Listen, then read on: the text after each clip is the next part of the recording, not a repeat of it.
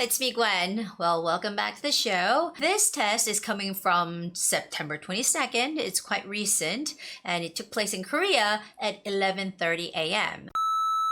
I'm not sure if they use the same test set for other countries, but this is what we saw in Korea. So let's go over it one by one. Actually, I saw one of the feedback, the comments below, saying that the girl is from Vietnam and she's been watching my channel and she got a lot of help from this channel and she finally got level 7. Wow. Congratulations, and I hope these videos and the future videos could help more people out there in Taiwan, Vietnam, Thailand, and even in Costa Rica and Japan for, achieving their goal levels. Okay, so let's get started.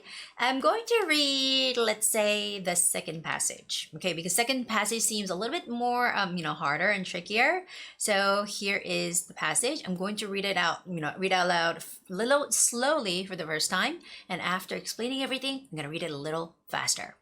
So here goes the second passage out of the two. Welcome to this new employee orientation. Our company has an unusual scheduling system that gives you a lot of flexibility.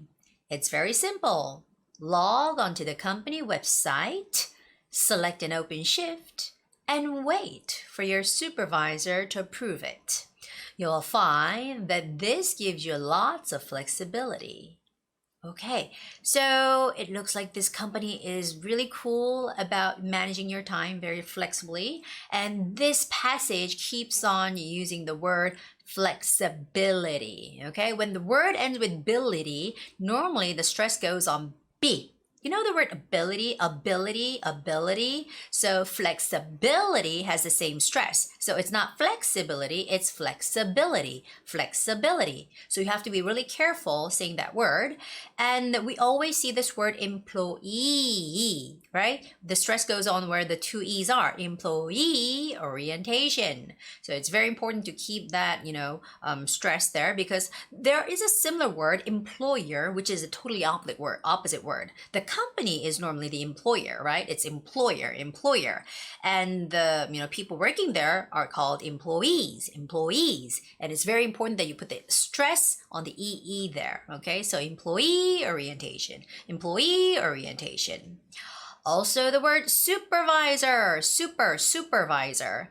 A lot of Koreans would read this as supervisor. We like to read the word super as super, but that's wrong. It's super. So I always tell my students to remember how to say the word soup, the one that you eat, soup. The mushroom soup, broccoli soup, cheese soup. It's very similar. So you have to say supervisor. Okay. And lastly, I want to talk about the word shift. Whenever there's a T at the end, normally when it, goes over to the next sound, you don't necessarily have to make that T sound clearly. So open shift and wait. Open shift and wait. So you don't have to actually make that clear T sound by saying open shift and wait. Okay, so a lot of times when you see the T in the middle of something, you just sort of make a stopping sound, but not necessarily the T sound. So when I put that phrase together, it's select an open shift. It gets linked, okay? So we make that linking sound so it could sound a little bit more softer. So, wow, those are some tricky words there. And remember, it's flexibility. That's a big word over there.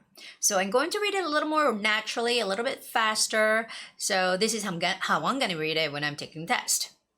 Welcome to this new employee orientation. Our company has an unusual scheduling system that gives you a lot of flexibility. It's very simple. Log onto the company website, select an open shift, and wait for your supervisor to approve it. You'll find that this gives you lots of flexibility.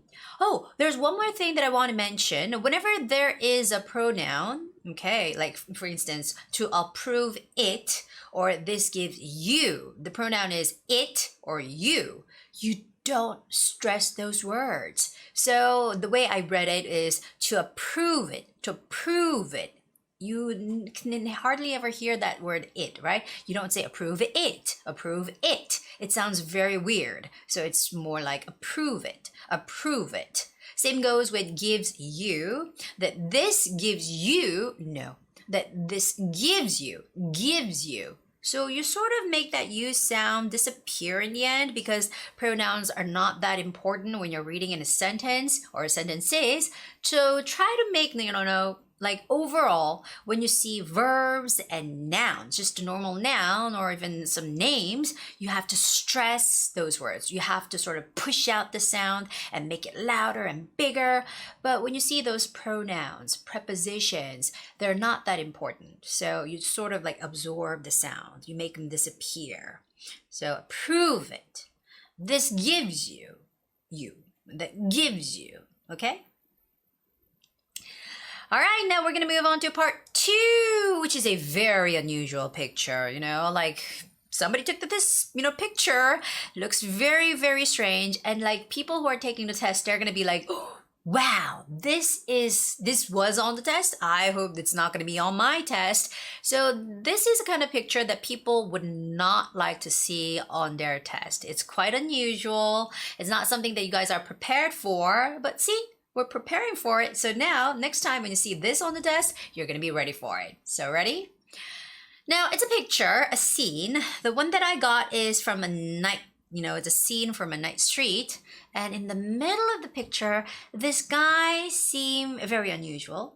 All right, I don't see his face, so but I'm assuming it's a guy, and he's wearing a hat, a jacket, and he's pushing something. He's pushing a big cart there, so he's trying to move things, move the boxes there. He's like the cart is loaded with lots of items, so we would have to say something about that. He's pushing. He is walking, he's moving some items. All right, and look at the background. That's just a usual scene of a street. So if you have studied with me, we would talk about some cars that are moving, that are parked, that are stopped if there's a red light.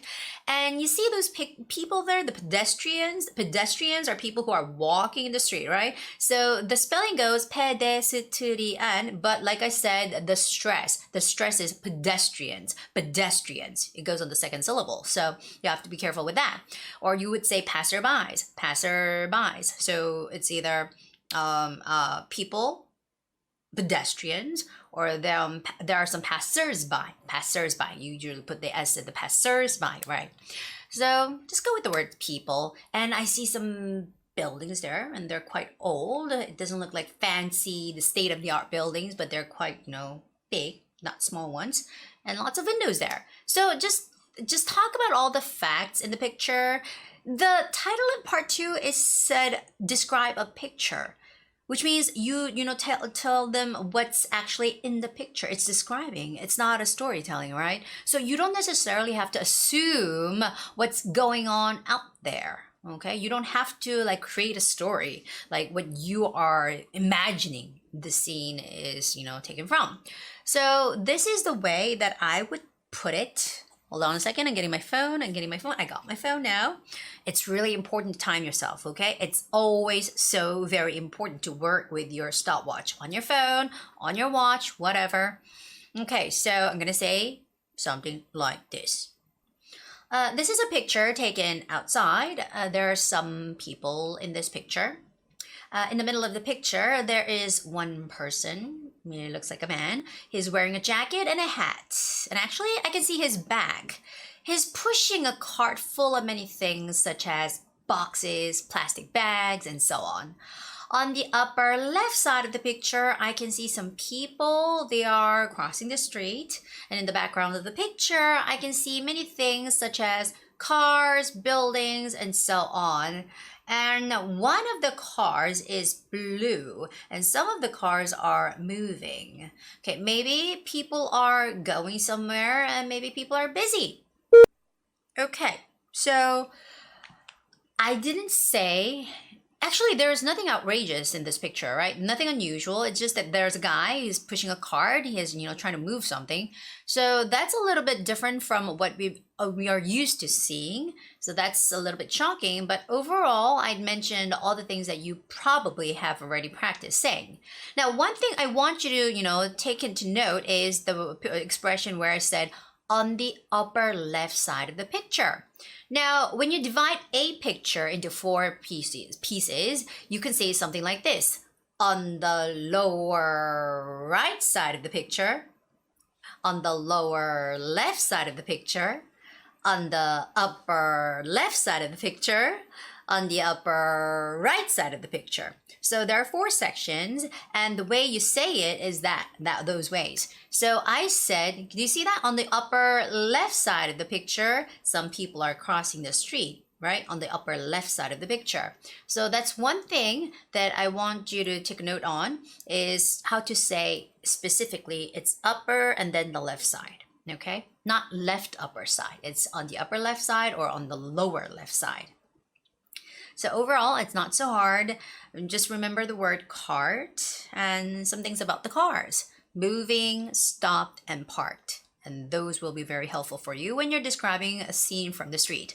And in the end, I said maybe people are going somewhere. Because when there's a picture which is taken out in the street, obviously there are people there, but they're not just standing still. They're going somewhere. Even this guy, he's moving a cart because he wants to go somewhere, right? So people are going somewhere is what you want to use for a scene taken from a street.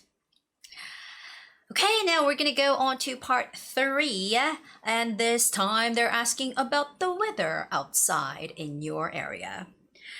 Actually, they say Korea is a charming, very attractive country because we have 4 distinctive weather, which are spring, summer, fall, and winter. But more and more, I think it's because of the global warming effect, the weather is a little like bizarre right now, but still I think we still have four seasons.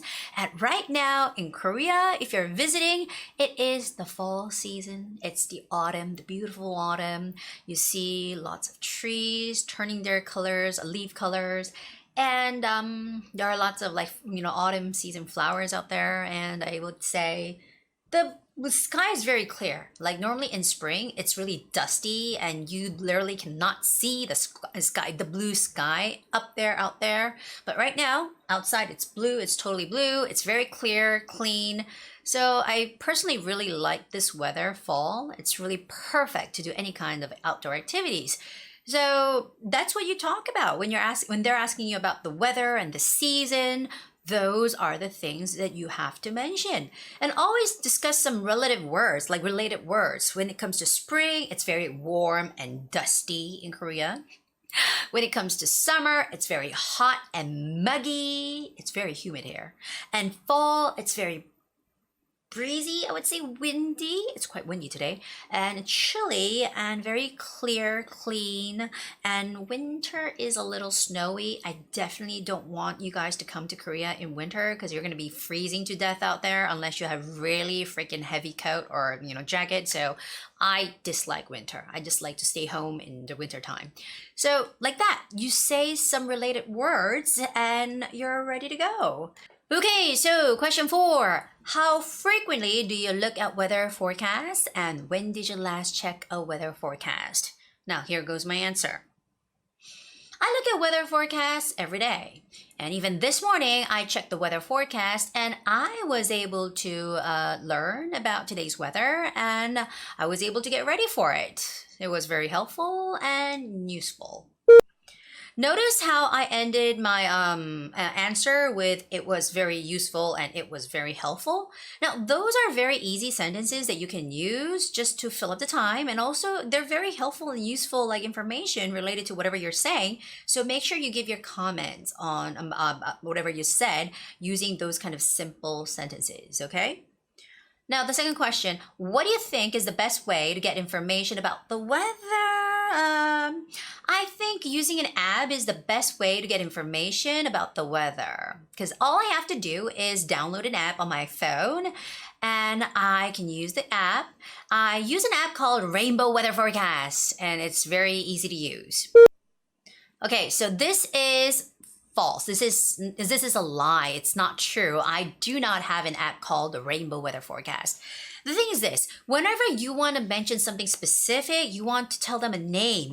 But actually, I don't have there's an app already there. It says 날씨, which is weather in Korean, but I don't actually have a separate app for checking the weather.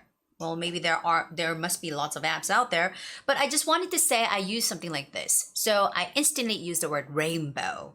Everything in my answers, in my replies, Rainbow is the name. So it's going to be the Rainbow Restaurant. It's going to be the Rainbow Shopping Mall, Rainbow Theater, Rainbow Park.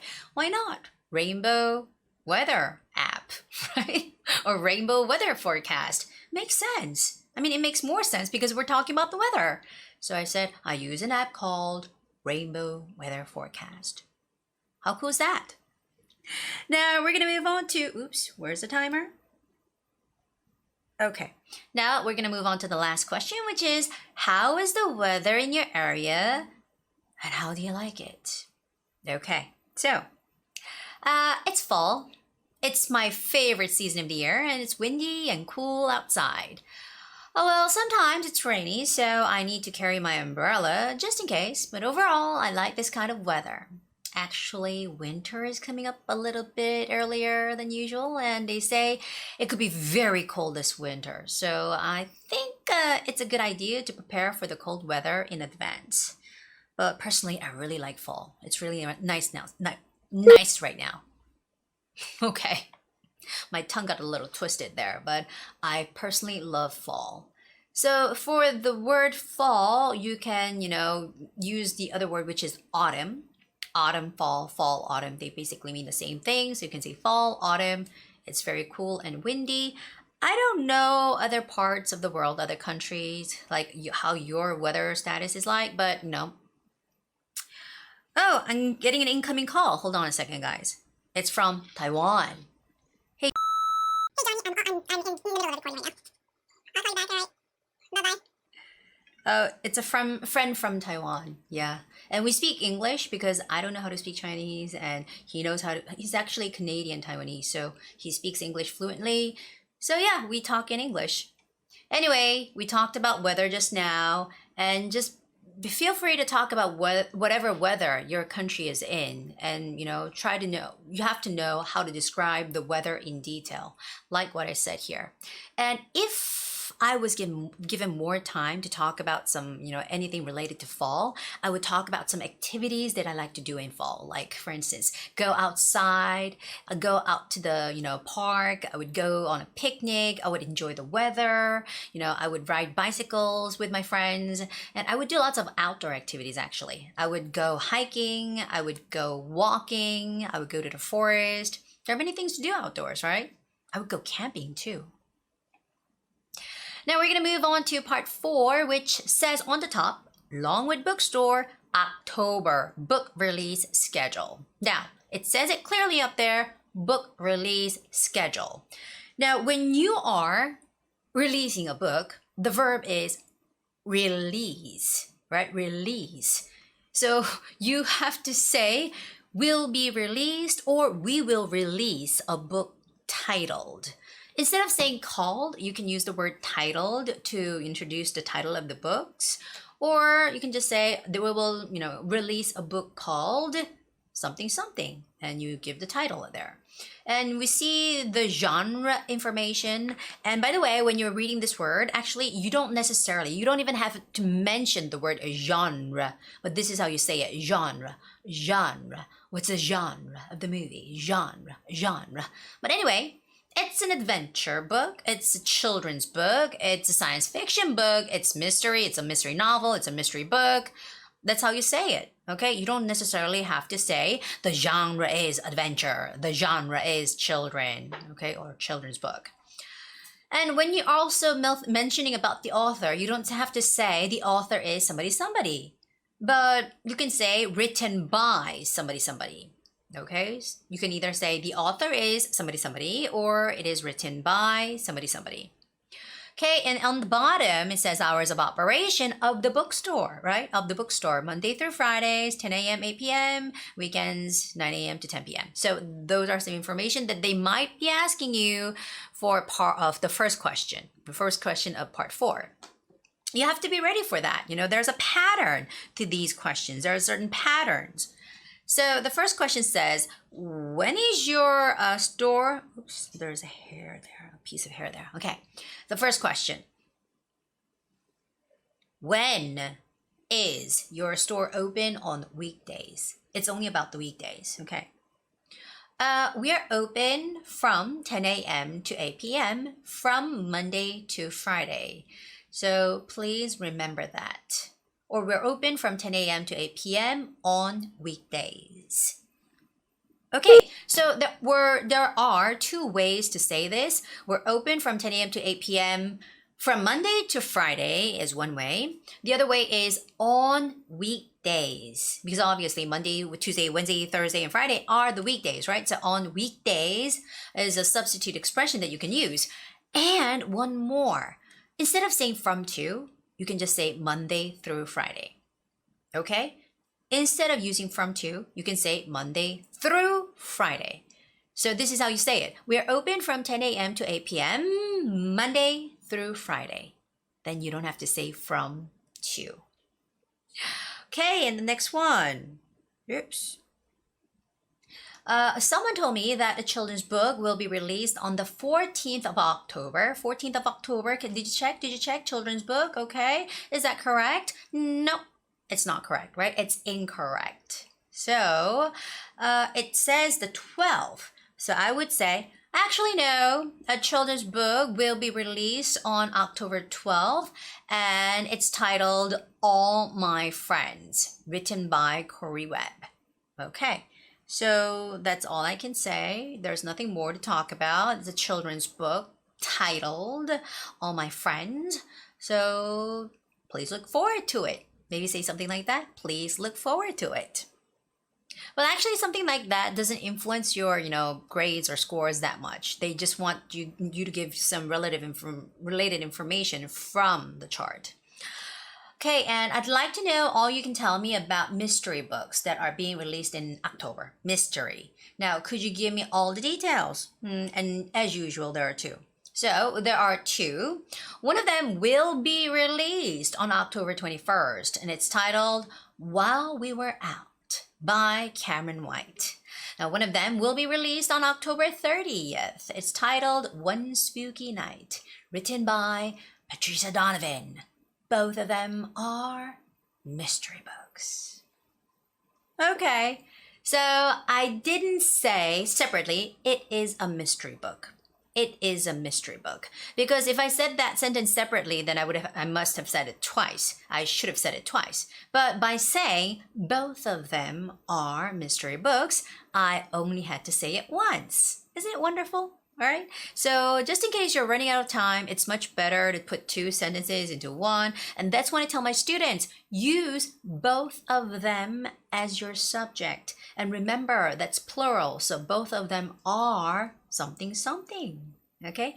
That's a little thing. That's a little trick that you can use for the last question. I always tell my students, use this. You can show off that you know how to use something a little bit different from just the basic sentences. Okay, so I would say this chart isn't a very normal and an easy one, but if you get used to it, I'm pretty sure you can handle it. It's not like a big of a deal. It's not that hard. Okay, so practice many times. It will be released. A book will be released. Now, moving on to part 5, where I need to read you the message. Okay, so this time I'm going to be Jessica Smith. Listen carefully.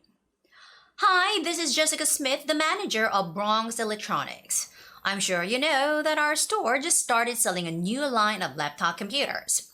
We tried to promote them by offering a few laptop bags with the purchase of one of the laptops. It was working out perfectly at first, and lots of customers came in to buy the laptop computers. A problem has been brought to my attention though. After selling so many laptops, we're out of laptop bags to include with them. If customers come in and can't get a bag, I'm sure they would be disappointed. And that's why I decided to call you. Now, as my assistant, I need you to think of a solution to this problem. How should we solve this issue? What could we do to keep our customers happy, even though we don't have any more free laptop bags to give out? Now, please think it over and call me back at extension 5. Now, thanks. Bye. Whenever I read a passage like this, a message, or where I get a message like this, it makes me think, so what is this manager doing? Like asking the assistant to do his or her work. Like all these people here, they're like, oh, no, you know what? I don't know. So you do it. I don't want to do it. So you do it. They have this kind of attitude problem. Well, that is that. And anyway, so they're giving free bags, free laptop bags. Actually, I have my laptop bag here. It's a little pouch that I use for my laptop. And they're giving it for free. What a wonderful idea. But they're out. Now, some people might be coming here, like expecting, and if they don't have it, it's very disappointing, right? So she wants to avoid that situation. So that she's saying, what should we do? What should we do? Now, we have to think twice. This is a store where they sell lots of electronic products, right? So I would say, instead of giving laptop pouches or bags, give them a mouse, right? Or give them a free keyboard, something like that. So there are many things to give out, which is not that expensive, right? So use that, or maybe free discount coupons, like free coupons. Or you know what? Nowadays, you don't necessarily even have to take them from the store. You can send them later. Use FedEx, use UPS. You can just send them later. It's not that hard. So that might be my answer. Those are the solutions that I might provide. So here goes my answer. And guys, listen carefully. I'm going to be using the template that I always show off about. It helps you create 1-minute answer very magically. So listen up. Hello, this is Gwen. I heard that you are the manager at the electronics store. Actually, you are my manager. And we're selling laptop computers and giving free laptop bags. However, there's a problem because we don't have enough bags and we don't want to disappoint the customers. So you'd like to get some help with this matter. Well, first of all, I'm sorry to hear about the situation. However, I'm happy to say that there is a way to help you out. And after looking into the situation, I came up with the following suggestions. Well, first, I think it's a good idea to give a discount coupon instead, and that should be helpful. And why don't we send the laptop bags later to our customers? Then that should be okay. Those are my suggestions. If you need more help, just feel free to call me back anytime. All right, good luck. Bye. So, you see, I spoke for 1 minute. It's a miracle. Every time I use this template, it just happens to, help me make that 1-minute answer. Okay, so no need to wander about thinking what to say, how to fill this time. No, you don't need to do that. Just use the template. That's it. That's the key. That's the magic to it, okay? You don't have to think about what to say for 1 minute. It's unnecessary. Okay, so the 2 major things that you have to include, even though you're using the template, is first, you have to sort of summarize what the situation is. It shows the reader that you listened to it well, you have a good understanding of the situation. That's very important. And secondly, you have to include at least 1 or 2. I always say go for 2 solutions that directly relates to the situation. Okay? So I said instead, you give them a discount coupon and send the laptop bags later. Those are very related. So that's how you get it. That's how you do it. Okay? If you have good listening ability, this is a part where you should ace it, where you should get full marks so you can get higher levels. Now the last question. I don't know why I'm so up today. I'm so excited right now. I don't know. Maybe it's the coffee. Yeah, I had 3 cups of coffee today. Too much caffeine. All right. Now, part 6. Which of the following things has improved human lives more? This is a question that's been appearing recently from mid September, even through now. So it's about things that improved human lives. Human lives. Back in early 2000, when I was in the States, we didn't have smartphones. And, back then we had to use something called a international calling card. So you would have to press like in 13 to 15 digit number to show them your card number, and then there's a pin number which is all about the same length, and you have to put in the area the country code, the area code. There were so many numbers that you have to go through in order to make one phone call. And that freaking phone call was so expensive to call people in Korea. So, there was a messenger from MSN, I think. Yeah, but yeah, what the hell. Anyway, now things are so different, right? So we have lots of things to talk about, but here in the options are television or airplanes. Very dull. But I would say, I think like televisions are getting quite old these days, because now we can use, computers, the apps on my phone, on iPads. So I would say airplanes. Yeah, airplanes. People used to walk all the time. Or horses or ships, like Columbus. He had to sail the ocean blue in 1492, riding ships. Right, so I would say airplanes. Okay, so this is my answer. Like, we can go to Japan, we can go to Taiwan, we can go to Thailand, we can go to America, Europe, everywhere, and we can learn something. We don't only need to see them in TV, we can, sort of experience it firsthand. So those are the things that I'm going to talk about. Now, it's very important that you give some specific, real examples. So this is how I'm going to say it. I think airplanes have improved human lives more, and there are several reasons to support my opinion. Well, most of all, it's very helpful. They're very helpful. Well, for example, I love traveling, so I go on a trip very often. And actually, last month, I went on a trip to New York by plane. It was my first time to be in New York, and at first, I didn't have any knowledge about their history and culture. In addition, in the beginning, I wasn't able to speak English well like this.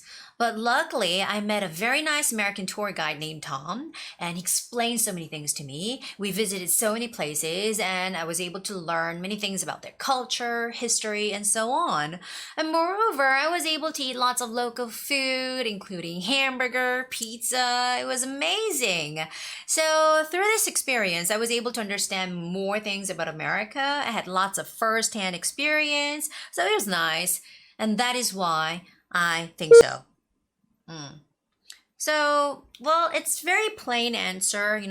Those of you, if you have been abroad, it's something that you and I, everybody out there, have experienced already. You see things in the books, you see things on the internet, on the websites, and voila, you go there, you have first-hand experience, and you get to experience things by yourself. You have better understandings, you get to, eat food.